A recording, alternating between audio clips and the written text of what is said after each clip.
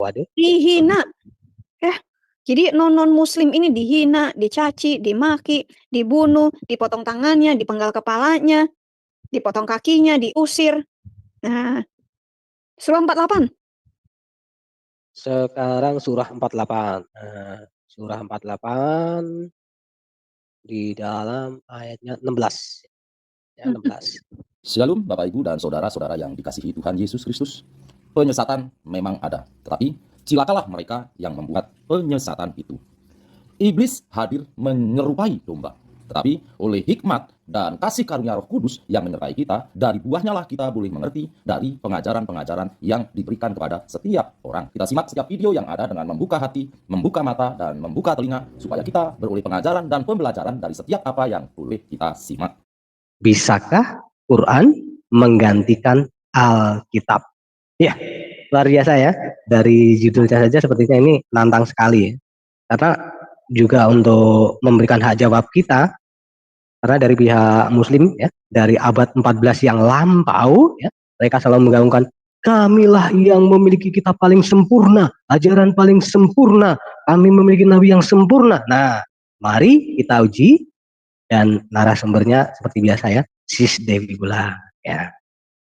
Kita sapa dulu beliau ya, walaupun tadi sudah kedengaran suaranya, tapi kita sapa lagi beliau ya, supaya lebih abdol ya. Salam, selamat malam Ibu Dewi Bulan, selamat siang di US ya Bu ya. Selamat pagi Pak Moderator, masih pagi di sini, baru jam 9. Salam. Oh, baru. Ya, menjelang sholat duha ya. Iya. Seperti yang kita bahas yang kemarin ya Bu ya, Ya. tentang sholat jam 9 ya. Ya, oke. Udah Nah, bulan kalau sholat di kita mesti tahu ya teman-teman, di dalam kekristenan juga ada sholat, tapi tidak wajib dikerjakan. Ya, itu tema materi yang lalu ya, lalu ya. Gitu. Silahkan si Bulan dibuka open statementnya. Silahkan, monggo. Baik teman-teman, kita kan selalu mendengar ya di forum-forum debat bahwa Muslim mengklaim bahwa Quran adalah wahyu terakhir, ya, agama penyempurna yang menyempurnakan agama-agama sebelumnya. Benar ya teman-teman? Itu kan klaim mereka kan? Karena saya juga dulu taunya begitu. Saya kan dulu Islam. Jadi taunya seperti itu. Islam itu agama penyempurna. Al-Quran yang kita pegang itu menyempurnakan semua kitab-kitab terdahulu. Benar nggak Pak Seno? Iya, benar Bu. Ya. Dan kita bangga loh ya. Kita bangga. Sangat bangga Bu. Kita kemana-mana kalau ngaji bawa Quran gede-gede itu kayaknya bangga banget. Ya kan? Dulu saya pakai kerudung ya, pakai baju Muslim gitu. Ada kebanggaan tersendiri. Oh, ini kitab penyempurna dong. Dan saya akan mempelajari kitab yang sempurna ini. Ya. Tapi benar nggak sih kitab ini sempurna dan menyempurnakan agama sebelumnya? Nah, ya kan? Kita buktikan. Ya. Di sini kalau tidak ada hujat ya. Kalau dulu sih ya, kita taunya kitab ini paling sempurna karena kita belum pernah membandingkan ya, belum ada perbandingannya dengan apa sesuatu bisa dikatakan sempurna kalau tidak pernah ada pembandingnya. Nah, untuk malam hari ini kan luar biasa sih ya, kita mencoba untuk membandingkan ya, pengertian kata sempurna di dalam kitab suci itu apa saja. Ya. Ya. Kalau seseorang mengatakan sempurna, harus ada perbandingannya dong. Ya kan? Paling sempurna. Berarti ada yang sempurna, lebih sempurna, dan yang paling sempurna. Ya kan? Harus ada perbandingannya. Misalnya nih, Pak Moderator ini paling ganteng di antara yang lainnya. Berarti ada yang ganteng, ada yang lebih ganteng, dan ada yang paling ganteng. Dan ternyata Pak Moderator ini yang paling ganteng dari yang ganteng. Bener nggak? Ya, kalau dilihat dari lubang sedotan pipet ya. Ya, kira-kira begitu teman-teman. Jadi sesuatu harus ada perbandingannya. Ya, benar nggak nih? Nah, ini adalah materi yang saya dapat di kelas saya. Ya, materi bibliologi dan Al-Quran. Nah, minggu depannya atau nanti kalau kita ada waktu ya, saya akan membukakan mengenai bibliologi. Apa sih bibliologi itu? Ya, ini materi yang saya dapat dari kelas saya, sudah masuk ke 509, ya, 5 510 adalah yang terakhir, tapi saya harus mengulang 501 sampai 503 ya. Jadi saya harus mengulang 4 kelas yang lainnya. Ya. Apakah Al-Qur'an menggantikan Alkitab? Kita lihat benar nggak nih? Klaim bahwa tidak ada yang dapat menirukan Al-Qur'an. Nah, ini klaim yang selalu kita gonjang-ganjingkan nih dulu ya. Ini dulu. Saya selalu begitu nih. Tidak ada yang menyerupai Al-Qur'an. Dan sekarang pun kita masih dengar seperti itu ya, Pak Moderator ya. Nggak jauh beda ya. Masih sama, Bu. Iya, Masih sama. klaimnya masih sama. Dari dulu sampai sekarang. Muslim mengklaim bahwa Al-Qur'an itu unik. Uniknya di mana? Kalau saya yakin semua kitab itu unik. Kitab Hindu unik. Buddha unik, ya. Semua kitab-kitab agama itu ada keunikannya. Ya. Jadi kalau klaim ini adalah klaim umum. Muslim mengklaim bahwa Al-Qur'an itu unik, ini adalah klaim umum. Semua agama mengklaim bahwa kitabnya itu unik. Ya, koreksi saya kalau saya salah ya. Pak Moderator ya, karena saya kan juga siap. belajar ya. Ya. Siap. Ini klaim mereka. Al-Qur'an adalah salah satu keajaiban dunia. Sebenarnya ini sudah masuk Guinness Book of Record belum sih Al-Qur'an ini? Wah, kayaknya belum pernah masuk, Bu. Mau dibandingkan dengan apa? Kalau mau dibandingkan nanti ujung-ujungnya dibilangnya ini penistaan. Penistaan. Waduh. Berarti dari sini aja klaimnya boleh dikata bohong ya, karena belum masuk ke dalam Guinness Book of Record. Buku ini tidak ada duanya di dunia berdasarkan keputusan bulat para ilmuwan dalam hal diksi, gaya, retorika, pemikiran, dan kesehatan hukum dan peraturan untuk membentuk nasib umat manusia. Nah, ini masalahnya ilmuwan yang mana nih? Ya, ini siapa yang menilai? Benar nggak bisa dibuktikan? Ya. Ini ada di Mishkat 3 ya, halaman 664. Lagi, Muslim mengklaim bahwa Al-Qur'an itu unik. Ya. Apakah mereka akan berkata, Mahmud telah memasukkannya? Jawabannya, maka dari itu bawalah surat yang serupa dengannya. Dan ajaklah kamu untuk membantu siapapun selain Allah, jika kamu berkata jujur. Ini ada di surah 10, surah 2, surah 17. Saya nggak ada Quran di hadapan saya. Bisa dibantu dibacakan, Pak Moderator?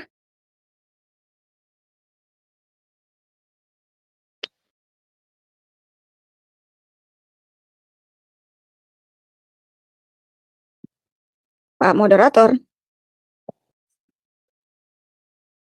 Wah, jangan-jangan hilang nih Pak Moderator. Oke. Iya, Bu, ya. Lupa, mic-nya belum kebuka ya. Surah 10 ya. 10, 37, 38.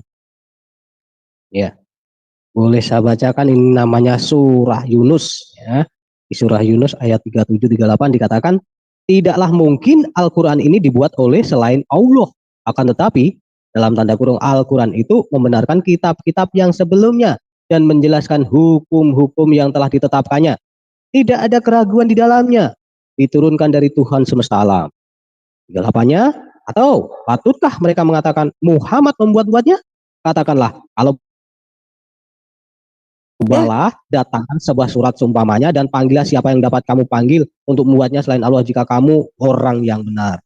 Nah, ini di surah Yunus ya. Apakah Muhammad sudah ada di zaman Nabi Yunus? Nah, ini bel bunyi, Pak.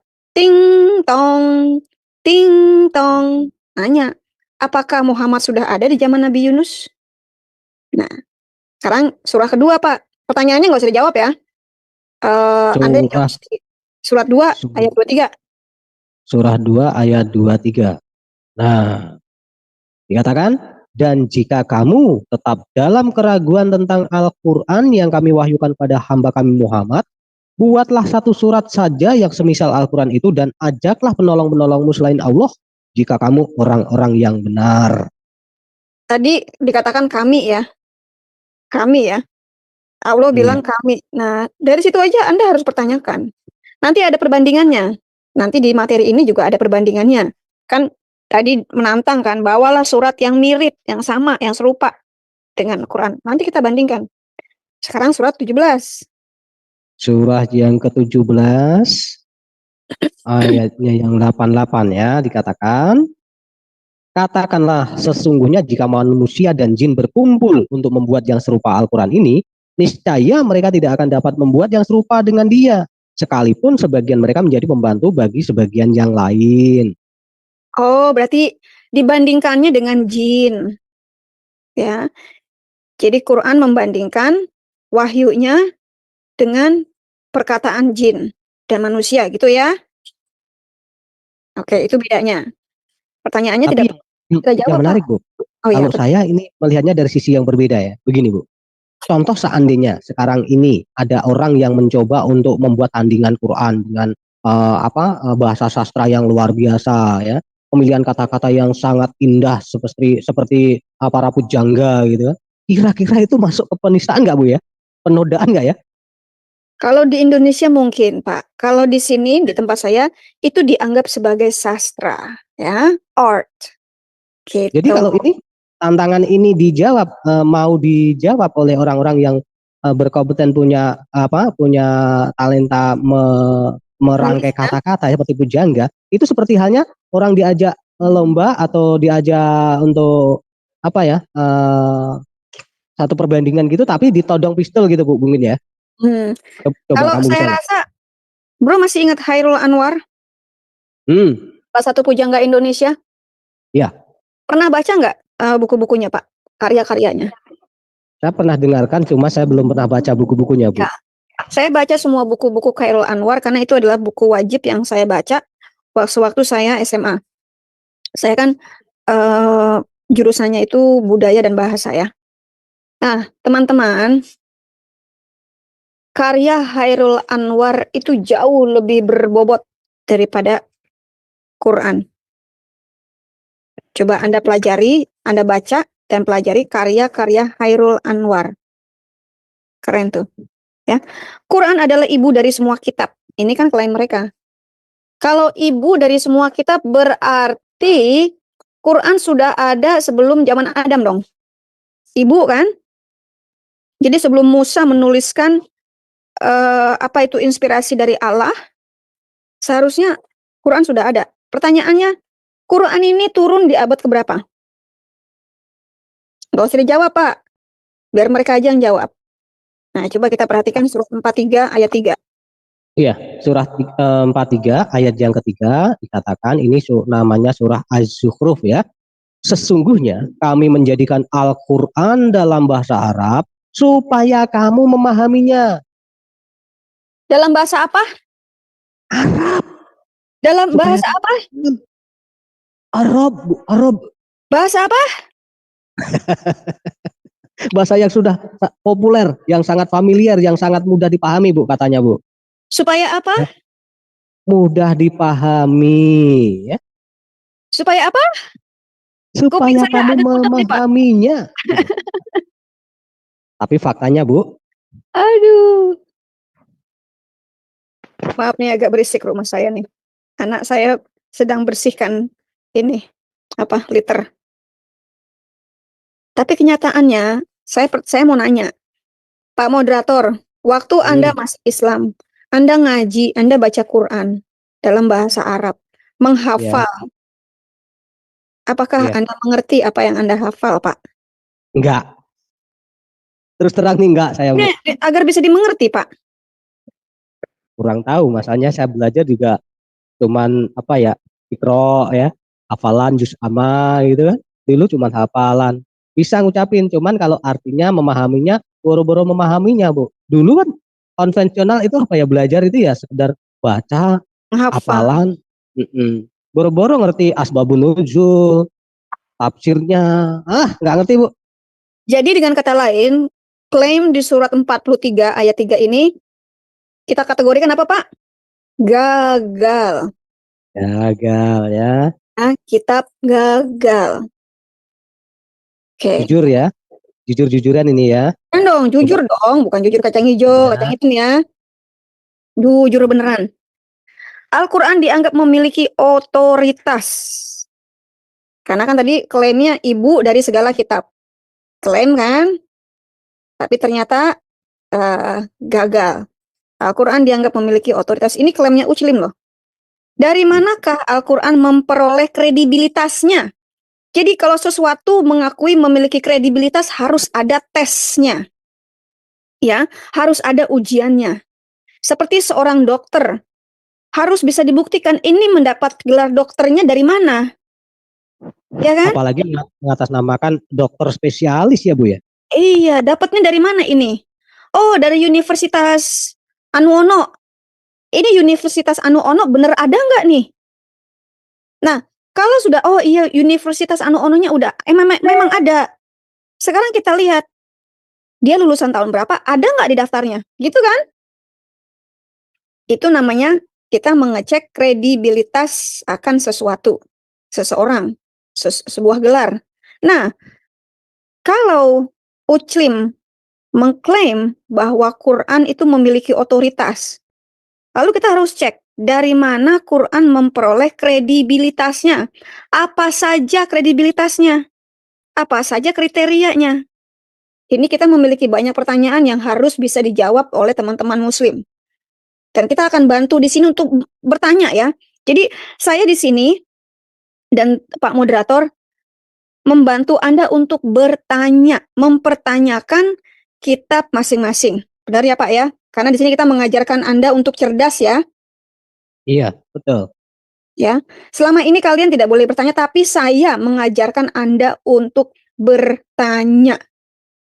Manusia yang cerdas, manusia yang berani bertanya. Dan ketika mendapat jawabannya, harus bisa diselidiki apakah jawabannya itu benar. Apakah ada kredibilitas dari jawaban tersebut. Semuanya perlu diselidiki. Ya, harus berani kritis Bu ya. Karena ini kebenaran yang menyangkut pada kehidupan kekal, pengharapan loh ya. Iman ini pengharapan ya. Gak main-main ini. Karena taruhannya ini apa? Nyawa kita, kehidupan kita yang akan datang masalahnya. Perlu kritis ya. Jadi harus belajar kritis mulai dari sekarang. Ini zaman pengetahuan, zaman segala knowledge terbuka. Kita lihat ya. Quran ini sebenarnya apa sih? Ini saya lupa diterjemahkan ini. What exactly is the Quran? Sama dua. Apa yang Muslim klaim hari ini? Ini dua. Ini saya lupa saya terjemahkan. Ya, maaf. Ya, nanti saya perbaiki lagi. Kata Arab Al-Quran berasal dari akar kata Qura'ah. Artinya untuk dibaca. Jadi Quran hanya untuk dibaca. Boleh dimengerti nggak? Nggak boleh. Nggak boleh. Qira'ah. Artinya cuma boleh dibaca doang. Apa boleh ngerti? Nggak perlu. Nah, ini diperintahkan, ini turun dari malaikat Jibril. Jadi ini diperintahkan oleh malaikat Jibril pada bulan Agustus tahun 610. Yang merintahkan siapa? Malaikat Jibril. Dalam bahasa Arab. Dalam bahasa Arab, Al-Quran juga disebut sebagai Alkitab atau the book. Buku. Al-Furqan. Yang berbeda. Al-Mashhaf. Gulungan. Al-Zikir. Peringatan. Dan nama-nama yang lainnya. Tapi ada satu yang tidak ada di sini, Pak. Al-Quran disebut sebagai apa? Muqaddas. Muqaddas. Oh iya. Muqaddas, buku yang suci ya. Iya. Tidak ada di sini. Al-Hayah. Buku kehidupan. Atau kehidupan. Nggak ada di sini. Hanya the book, kitab yang berbeda, Al-Quran, dan gulungan, peringatan. Bagi yang menyukai angka-angka, nih kalau Uclim kan seneng banget main-mainan angka kan Pak ya? Nomor-nomor teman banget nih. Nah ini dia nih, ya. Quran memiliki 114 surah. Ini kalau Hafs ya. Hafs, Quran yang ada beredar di Indonesia dan beredar pada umum, ini ada 114 surah. Ya. Tapi dari arkeologi, kita menemukan, ini materi yang sudah pernah saya bawakan ya, ada surah yang memiliki 116 surah. Ada Quran yang memiliki 116 surah. Bahkan ada yang 112 surah. Ya, kalau yang memiliki ternyata 114 surah ini 2 surah missing. Missing itu artinya hilang. 1 surah itu hilang. Ini mungkin yang surah-surahnya ada ayat-ayat menyusui kali Pak ya? Iya, yang menyusui atau mungkin yang dimakan kambing itu juga mungkin. Iya. Jadi ada 2 Ya. surah yang hilang. Nah, para ilmuwan Jerman saat ini nih, sekarang nih ya, ini saya dapat dari Monim Siri. Para ilmuwan Jerman ini, linguistik ya, ahli linguistik dari Jerman, sedang merekonstruksi 2 surah yang hilang ini. Ya, saat ini nih. Tuh, kedengeran ya anak kucingku nyong-nyong ya? Aman Bu, aman, nggak kedengaran Bu. Ya, jadi saat ini saja ilmuwan Jerman, ahli bahasa Jerman, sedang merekonstruksi 2 surah yang hilang. Artinya ada firman Allah yang hilang dong. Padahal Allah berjanji akan menjaga kitabnya kan? Tapi kenapa bisa hilang? Kenapa harus dibantu oleh ilmuwan Jerman untuk merekonstruksi 2 surah yang hilang itu? Ya, oke, balik lagi ke topik. 30 juz, itu bagian. 6.016 ayat. Tapi ada beberapa Quran yang beredar, seperti Warsh dan beberapa Quran Hafs di Maroko ya, itu jumlahnya ada 6.666 ayat, bukan 6.616. Kenapa nih bisa berbeda? Ayo. Ada versi kolom juga itu kan Bu ya? Dari versi kolom. Ya. Jadi dari ayat-ayatnya saja, dari Quran satu ke Quran yang lainnya, jumlahnya berbeda. Ini saya ambil yang paling umum, ya. Yang paling umum, yaitu Hafs. Hafs saja, ada yang 6.614 ayat.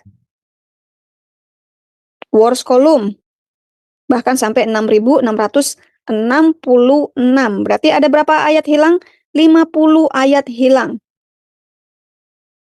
Ya, 77.943 kata. Nah, kalau ada 50 ayat yang hilang, berarti banyak kata yang hilang dong. Ya. Dan makin banyak lagi huruf yang hilang. 86 surah, bukan sarah nih. Surah dibacakan di Mekah atau diturunkan di Mekah. Sementara 28 diturunkan di Madinah. Ya. Namun sebagian surah ada yang diturunkan di keduanya. Jadi separuh di Mekah, separuh di Madinah. Nah, itu mungkin ketika Mahmud dalam perjalanan hijrah kali ya. Jadi separuh di Mekah, separuh di Madinah. Ya. Dari sini saja sebenarnya Anda sudah mulai bertanya dong. Oh, kok gitu ya? Cari tahu dong. Terutama yang nomor 3 nih. Bener nggak nih ada surah yang hilang, ayat yang hilang? Tanya. Nah, apalagi yang diklaim umat Islam saat ini? Surah-surah tersebut panjangnya berbeda-beda dan dikenal dengan nama atau judulnya. Biasanya diambil dari tema surah tersebut atau subjek, orang atau peristiwa tertentu yang disebutkan di dalamnya. Nah, masalahnya begini teman-teman. Di dalam Quran ada namanya surat Ibrahim kan? Iya, betul. Ada yang namanya surah Al-Isra kan? Ya. Bagaimana dengan sapi betina? Al-Baqarah. Iya, artinya kan sapi betina. Apakah surah 2 itu menceritakan mengenai sapi betina? Oh. Coba. Ayo. Kenapa? Ada lagi nanti surah Semut. Tawon. Tawon. Oh, surah Semut. Ya. Oh. Nah, apakah surat-surat itu membicarakan mengenai semut? Mengenai tawon? Ini kan klaim mereka. Itu saja harus dipertanyakan. Anda harus bertanya. Sekali lagi saya di sini, saya dan Pak Moderator di sini membantu Anda untuk bertanya supaya cerdas. Ya. Jangan mau lagi dicekokin oleh Pak Ustadz terus. Jangan mudah percaya dengan apa yang Anda dengar dan apa yang Anda lihat. Harus dibuktikan, dicerna, dipertanyakan, digali, dicari jawabannya. Ya. Setiap ayat atau bagian surah dikenal sebagai ayah, yang artinya adalah keajaiban. Jadi ayah sendiri atau surah, ayat-ayat itu sendiri artinya adalah keajaiban. Jadi kalau misalkan Al-Baqarah ayat 1, Al-Baqarah keajaiban nomor 1. Agak aneh ya Pak ya? Mereka mengklaimnya kayaknya terlalu berlebihan deh. Iya, ajaib ya, sesuatu yang ajaib, sesuatu yang luar biasa, mungkin seperti itu Bu ya. Iya. Kalau di Quran ada kata Allah bersumpah demi kuda yang lari terengah-engah. Apakah itu sebuah keajaiban? Itu surah yang hafalan waliyati dobekahwan muriati itu ya Bu ya, mungkin ya, waladiat itu ya. Itu ya, kalau masih ingat mungkin ya. Kalau itu dikategorikan sebagai sebuah keajaiban, memang ajaib Pak. Kok Allah yang mengaku sebagai yang maha kuasa bersumpahnya demi kuda yang larinya terengah-engah? Oh, waduh. Ayo. Ya kan? Nah, Mahmud mengklaim bahwa Al-Quran adalah satu-satunya mukjizatnya, meskipun Al-Quran tidak ada dalam bentuk tertulis selama hidupnya. Quran diklaim sebagai mukjizat, tapi bukunya nggak pernah ada. Kitabnya nggak pernah ada. Di semasa hidupnya tidak ada kitabnya gedebuk dari langit jebret. Pak, besok saya mau bikin buku Itu mukjizat dari Dewi Bulan.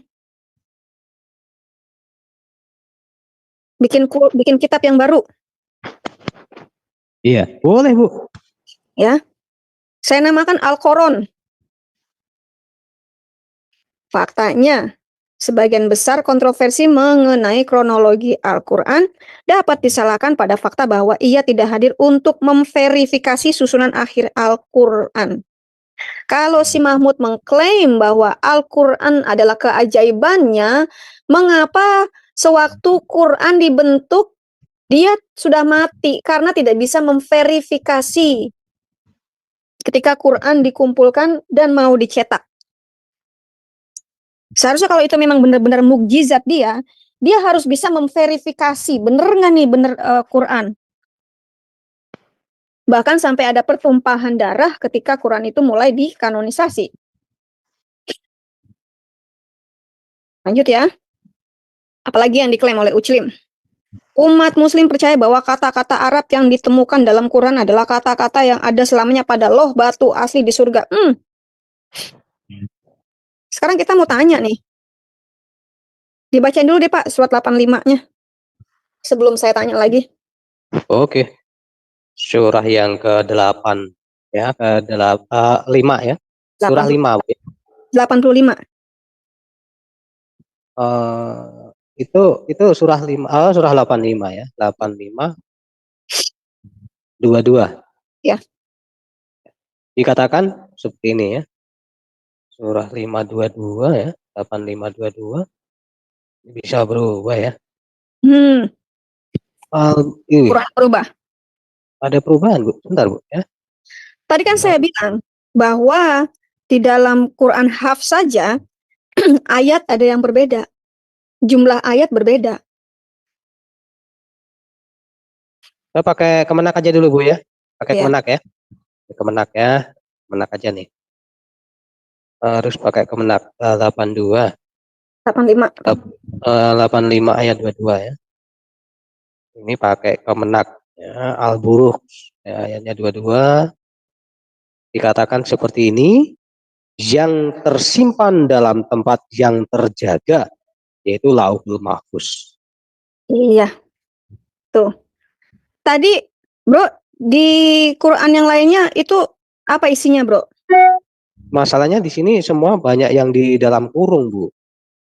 Kalau yang versinya ini, Kemenak ini yang dalam kurung tersimpan dan terkurung lagi tempat yang terjaga dalam kurung lagi Lauhul Mahfuz. Banyak dikurungin ya? Banyak dikurungin. Kurang tahu ini masalahnya kenapa. Jadi Anda lihat sendiri, Anda sudah dengar sendiri, sudah banyak penambahan. Hal ini menjadikan Al-Quran sangat penting. Benar nggak sih kalau Al-Quran itu penting?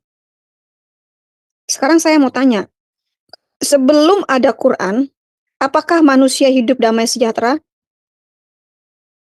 Oh iya, damai sejahtera. Cerdas, manusia cerdas. Mengasihi, ya. Mendukung gagasan bahwa Al-Quran memang adalah bunda segala kitab. Tadi udah kita baca ya. Sekarang, dengan demikian tidak ada kitab wahyu lain yang dapat menandinginya. Ini kan klaim mereka. Faktanya, dalam surah 2 ayat 23 dan surah 10, tadi yang udah kita bacakan, kita menemukan tantangan untuk mempersembahkan buku lain yang sama indahnya. Tadi kan Allah nantangin kan? Ayo bawakanlah kitab lainnya, surah yang lainnya yang mirip dengan Al-Quran. Bener nggak, bro? Iya, Bu. Nah, sebagai tanggapan, ya, masalahnya adalah bahasa Arab belum ada sebelum abad kedua. Halo, Allah nantangin. Ya, Allah nantangin. Mana kitab-kitab lainnya yang serupa, sebanding. Ayo bandingkan dengan wahyunya Allah. Masalahnya, bahasa Arab sendiri belum ada sebelum abad kedua. Ini gimana dong? Nah, Bingung nggak, Pak? sangat bingung, Bu. Apalagi sekarang ini ada namanya Topkapi yang diselidiki di Birmingham itu kan. Itu ada hurufnya Hijasi, ya, Hijasi. Kalau diprediksi itu lebih tuaan Qur'annya daripada nabinya. Ini malah kacau lagi nanti. Nanti kapan-kapan kita bawakan itu tuh, yang Topkapi ya. Ya, kapan-kapan saya bawakan yang itu. Ya, saya sendiri masih memiliki tugas yang belum saya selesaikan, yaitu buku-buku Topkapi itu dua kitab itu ya. Itu akan saya PDF-kan. Ya. 2 lembar folio, Bu. Kalau kitab itu buku itu 2 lembar folio lah. Enggak, itu dalam bentuk buku, Pak. Oh, yang Quran, ya. Masalahnya Quran yang ada itu ya hanya ada 38 surah. Bukan 114 surah. Hanya ada 38 surah. Yang lainnya kemana?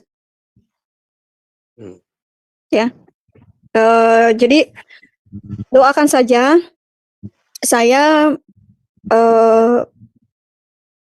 akan berkunjung ke rumah J. Smith atau Dr. Brubaker untuk scanning dua buku tersebut ya, untuk saya buktikan.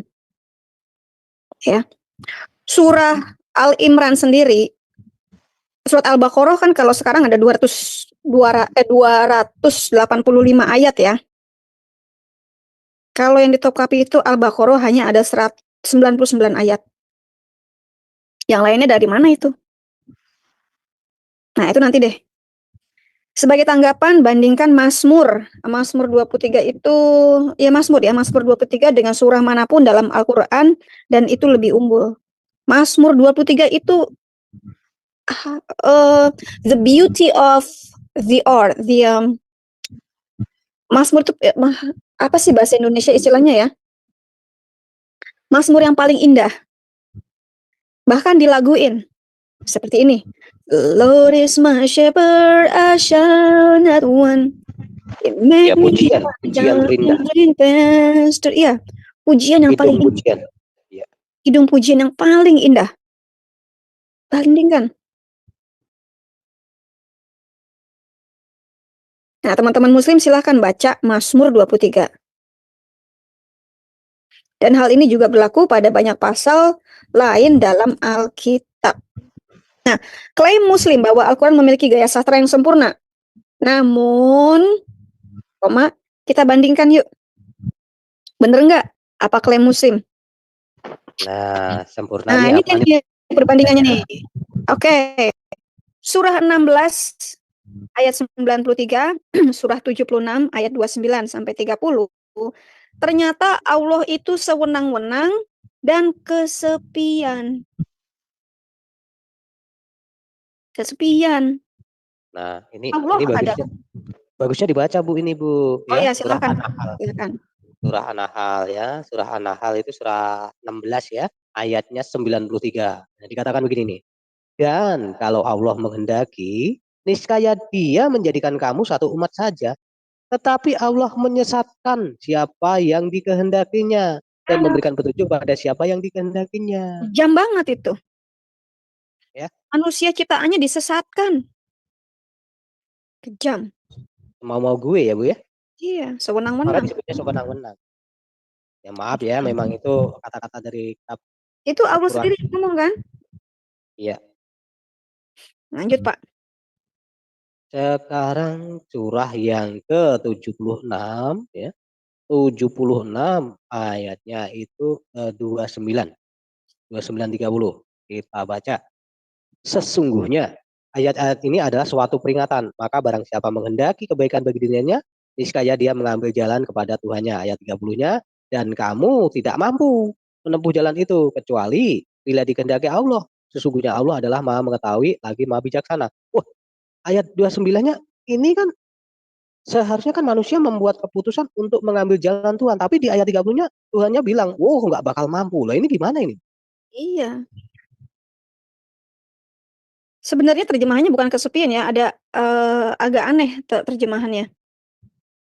Sewenang-wenang dan apa ya? Loner ya. Loner itu apa sih?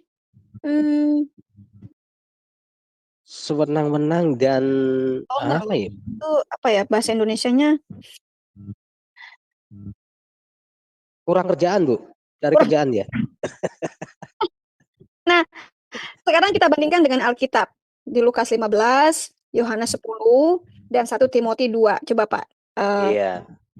Ya, Di Lukas. dalam Injil Lukas ya, Lukasnya yang ke-15 ya. Injil Lukas 15 ya, Bu ya. Iya.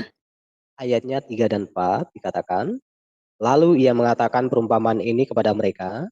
Ayat 4-nya, siapakah di antara kamu yang mempunyai 100 ekor domba dan jikalau ia kehilangan seekor di antaranya, tidak meninggalkan yang 99 ekor di padang gurun dan pergi mencari yang sesat itu sampai ia menemukannya. Saya bacakan lagi Bu, ini kurang enak Ibu bacanya. Lalu ia mengatakan perumpamaan ini kepada mereka. Siapa di antara kamu yang mempunyai 100 ekor domba dan jikalau ia kehilangan seekor di antaranya, tidak meninggalkan yang 99 ekor di padang gurun dan pergi mencari yang sesat itu sampai ia menemukannya? Nah, berarti Allah kita satu domba aja dicari ya. Satu orang yang sesat aja dicari loh. Bukan malah disesatin ya Bu ya? Bukan malah disesatin. Dicari supaya jangan tersesat.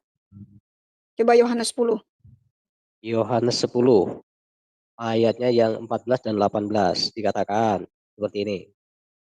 Akulah gembala yang baik dan aku mengenal domba-dombaku dan domba-dombaku mengenal aku. Ayat 18-nya, tidak seorang pun mengambilnya daripadaku, melainkan aku memberikannya menurut kehendakku sendiri. Aku berkuasa memberikannya dan berkuasa mengambilnya kembali. Inilah tugas yang kuterima dari Bapa. Jadi bukan Tuhan yang selfish. Ya. Tuhan kita bukan Tuhan yang selfish. Selfish itu semaunya sendiri, mementingkan diri sendiri. Tuhan yang Egois. egois ya. Pak moderator, saya mau ke belakang dulu nih. Bisa dibawakan yang BC-nya Pak, ya? Iya. Dibandingkan, ya. Maaf, Siap. sebentar aja. Saya mau ke belakang. Oke, ya. Ya, jadi kita melihat dari yang poin A ya, poin A jelas. Di situ perbedaan yang luar biasa kalau Tuhan kita itu Tuhan yang menginginkan ya para dombanya ini mengenal Dia ya. Mengenal Dia artinya betul-betul mau mengikut Dia dengan keputusan yang Dia buat. Tapi kalau di surah Quran tadi dikatakan sebenarnya orang itu tahu kebenaran gitu kan di surah 76 tadi kan 76 ya surah 76 ayat 2930 ya ayat 2930 tapi Allahnya bilang apa? Tapi kamu nggak mampu membuat keputusan dan mengikut aku gitu kan. Nah ini beda ya, perbedaan sangat mencolok ya. Sekarang kita berperbandingkan kalau tadi ada apa perbedaan antara Tuhan yang ono dengan yang Tuhan yang kita sembah ya, yang kita layani itu kesewenang-wenangan ya.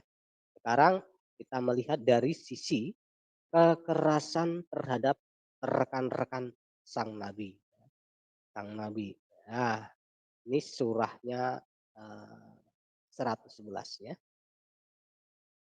Surah 111 kalau dibaca keseluruhan ya. Cik, cik. Iya ya. Oke, terima kasih ya. Jadi oke, saya ulang ya. Kalau di poin A, kita bicara perbedaan antara Allah sesembahan yang ada dalam Quran, yaitu Allah yang sewenang-wenang. Ya, bisa dibilang sewenang-wenang. Tetapi Allah sesembahan, Tuhan kita, itu ya Allah yang memang mengingin, yaitu menemukan kebenaran dan mengikut dia. Digambarkan seperti domba yang mengenali suara dari gembalanya. Dan itu bisa. Ya. Bukan seperti yang di Quran ya, kalau di Quran itu ada uh, pernyataan kalau kebenaran itu seharusnya digapai ya, ditemukan oleh orang-orang yang menjadi pengikutnya, tetapi Allah katakan apa? Kamu tidak akan mampu. Nah ini jadi masalah itu ya, beda ya. Sekarang ini kita melihat di poin B tentang bagaimana membedakan Allah yang benar, yaitu berbicara tentang hal kekerasan terhadap rekan-rekan uh, Muhammad ya. Surah 111 dikatakan seperti apa ini surah 111 itu surah pendek. Kita baca ya teman-teman ya. Surah pendek 111. 111 itu surahnya namanya Al-Lahab. Oh iya ya. Tabat yada bilabi wa tab ma'igana anhu malu wa makasab. Yang itu ya. Saya selang narong data lahabi wa mra'atu kamalatal katab biji dia kalumi masat ya itu ya surahnya yang seperti itu dikatakan kalau dalam terjemahan bahasa Indonesia seperti ini. Binasalah kedua tangan Abu Lahab dan sesungguhnya dia akan binasa. Ya. Nah, Tidaklah berfaedah. tunggu Pak. Binasalah ya. Binasalah kedua tangan Abu Lahab. Disumpahin. Disumpahin loh. Ini surah sumpah serapah. Yang penuh dengan sumpah serapah kekerasan.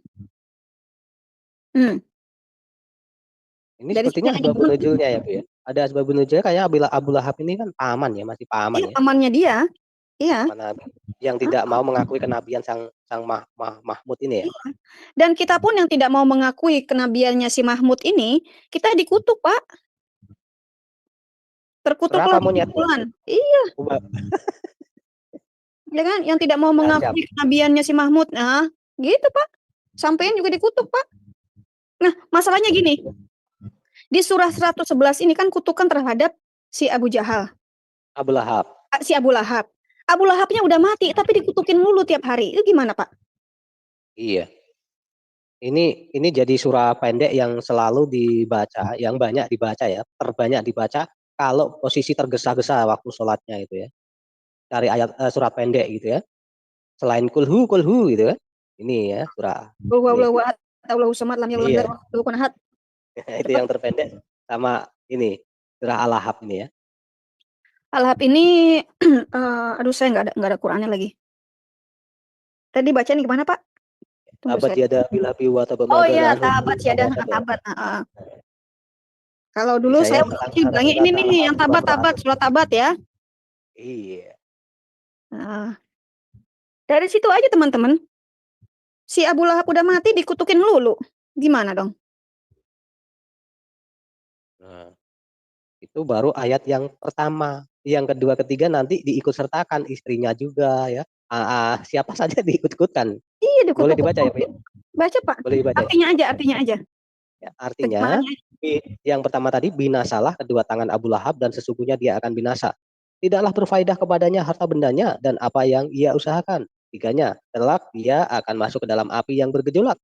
Ayat 4-nya, dan begitu pula istrinya pembawa kayu bakar. Yang di lehernya ada tali dari sabut. Tuh.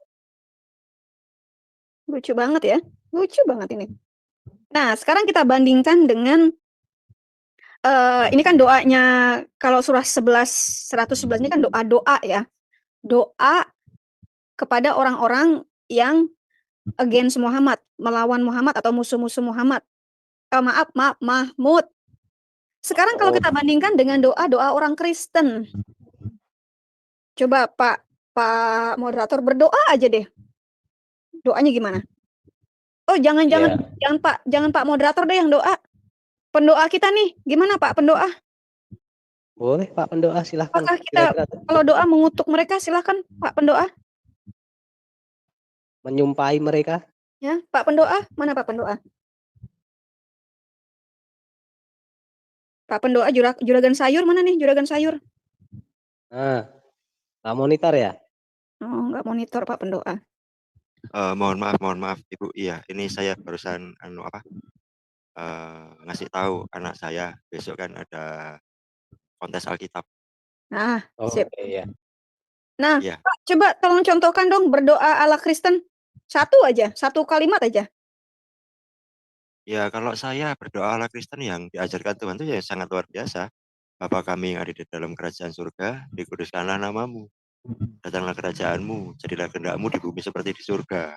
Berikanlah kami pada hari ini makan kami yang secukupnya, dan ampunilah kami seperti kami juga mengampuni orang yang bersalah kepada kami.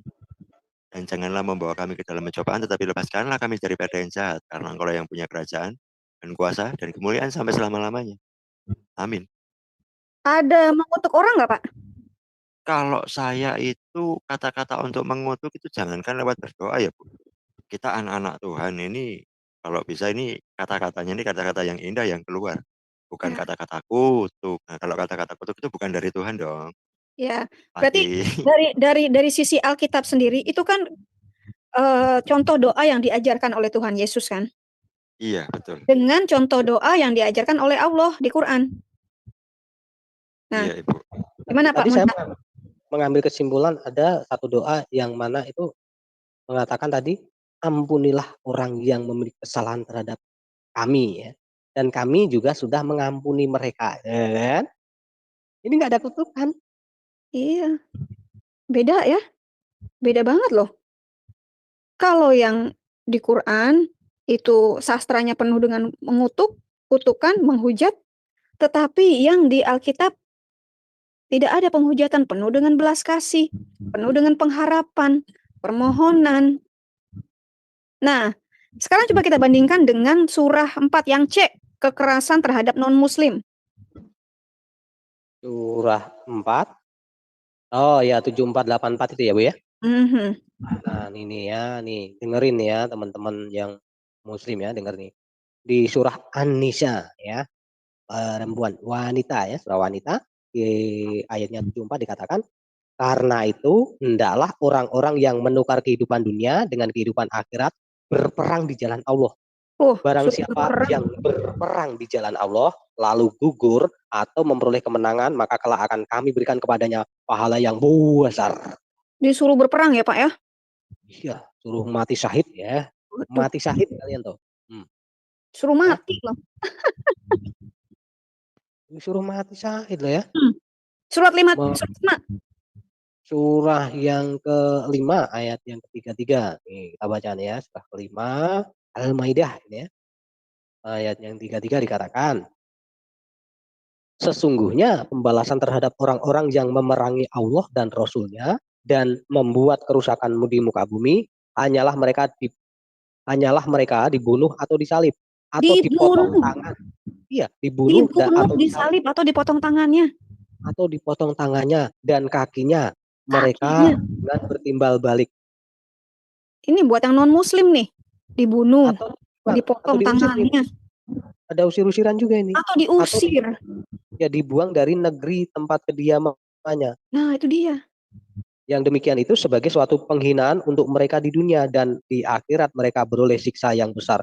Waduh. Dihina. Jadi non-muslim ini dihina, dicaci, dimaki, dibunuh, dipotong tangannya, dipenggal kepalanya, dipotong kakinya, diusir. Nah, surah 48. Sekarang surah 48. Nah, surah 48 di dalam ayatnya 16. Ya, 16. 48 ini surah Al-Fat ya, kemenangan.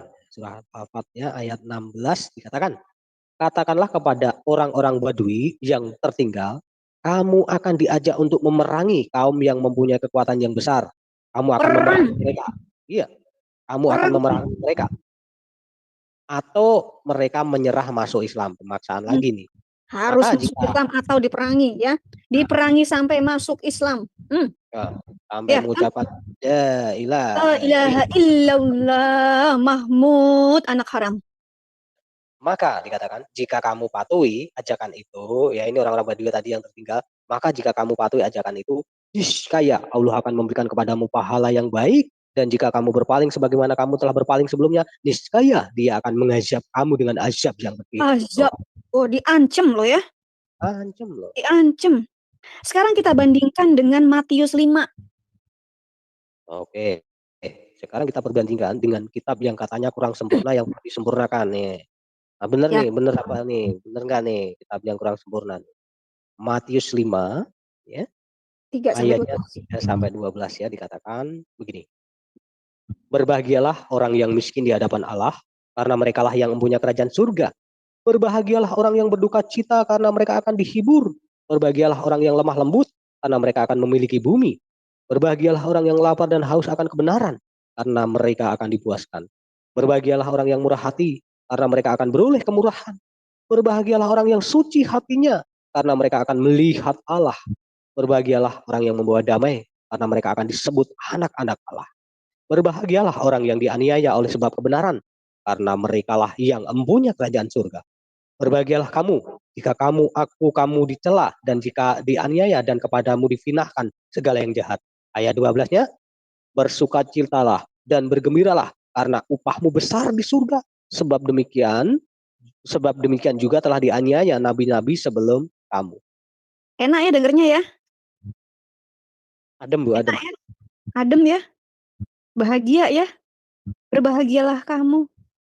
Wah, enak banget daripada tadi.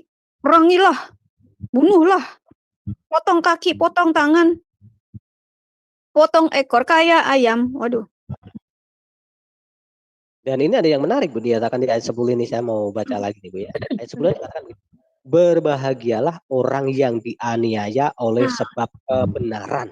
Nah, itu dia.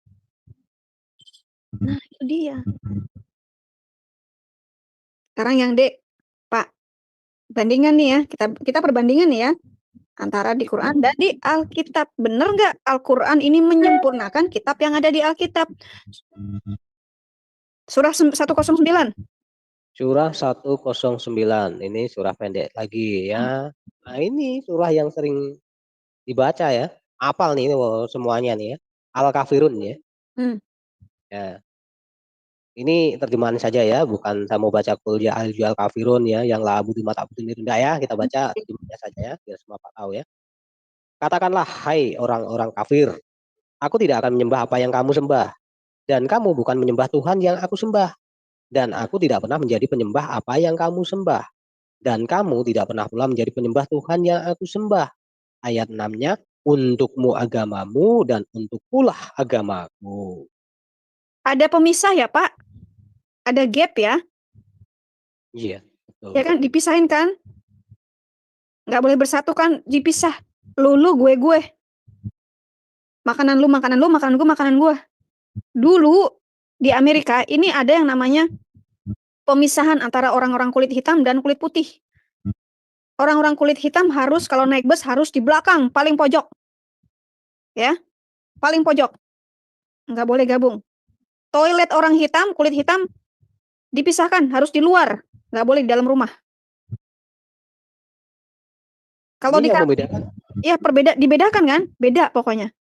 Tapi sekarang coba kalau kita bandingkan dengan Mazmur 23. Wah, enak banget tuh. Oke, sekarang kita bandingkan di dalam kitab Mazmur ya, kidungan yang lagu pujian kidungan ya, yang luar biasa ya.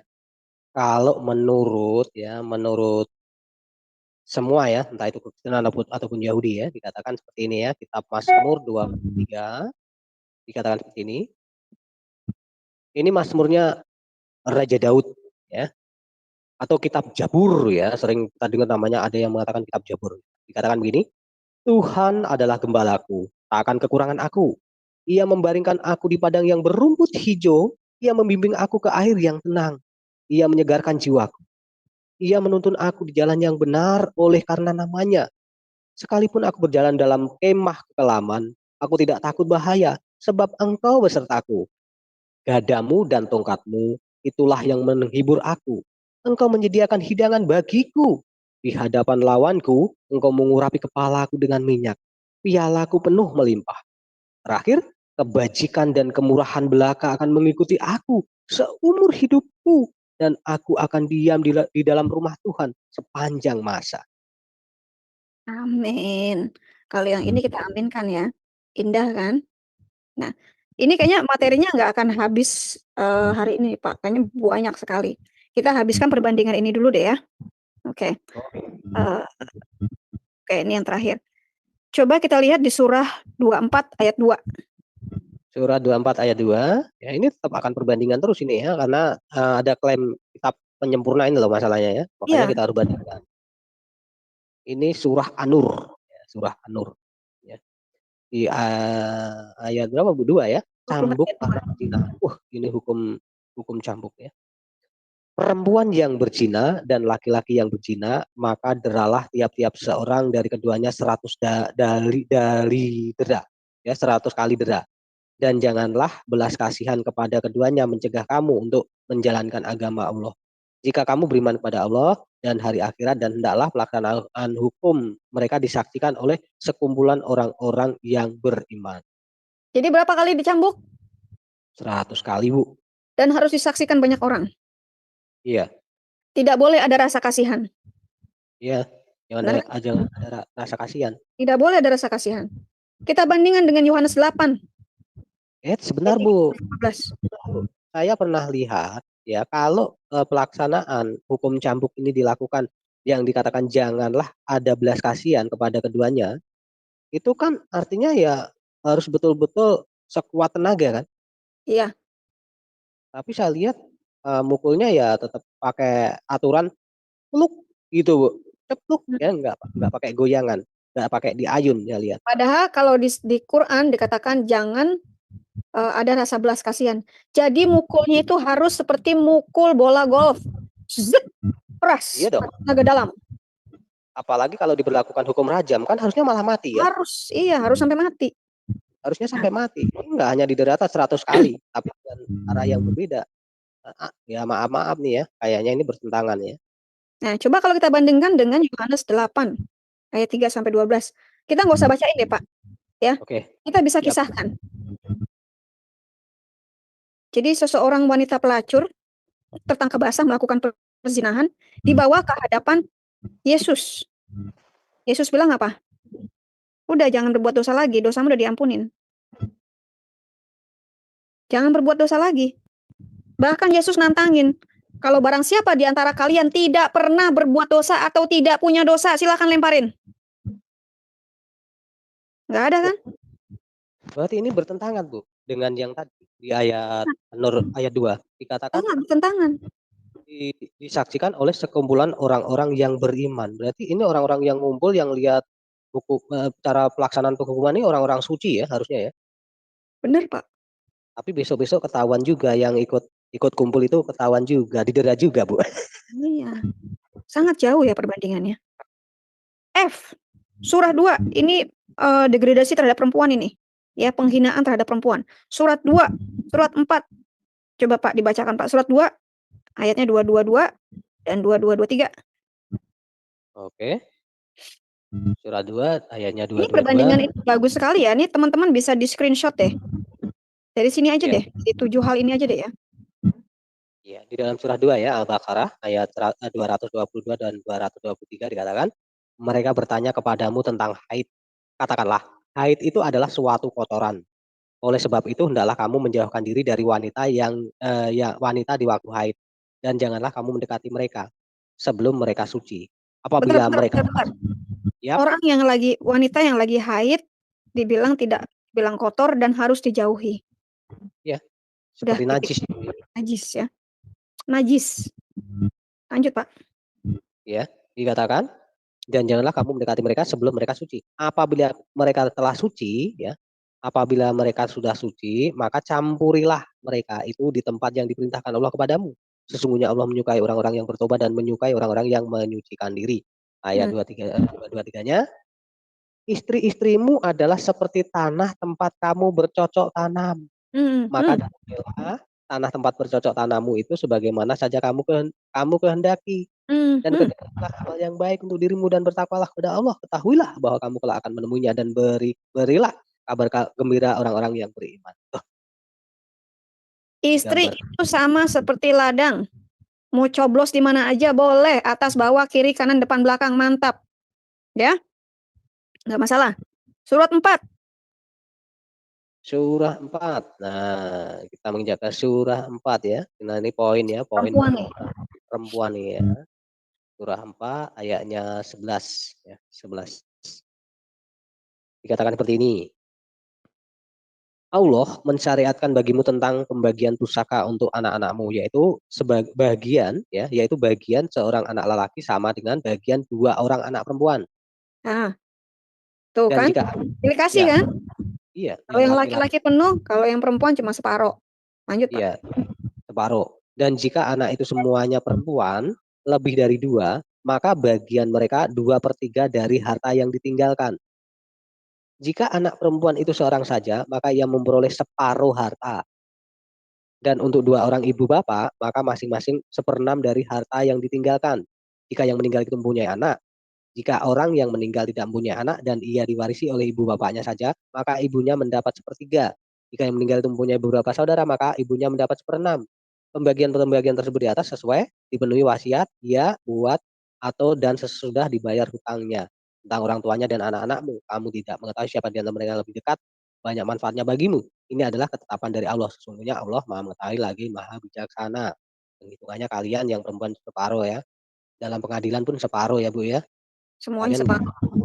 nggak percaya dipercaya kalian. Kalian bukan manusia utuh ya. Wanita dalam Islam itu bukan manusia utuh ya. Separuh ya. Ya, 34 dan 176-nya, Pak. 176-nya masih di surah yang sama, surahnya 4 ya, Anisa 176. 176, 4 176 ya.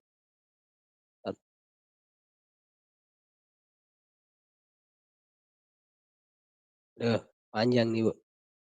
Nah, teman-teman baca sendiri aja ya. Sekarang kita bandingkan dengan Efesus 5.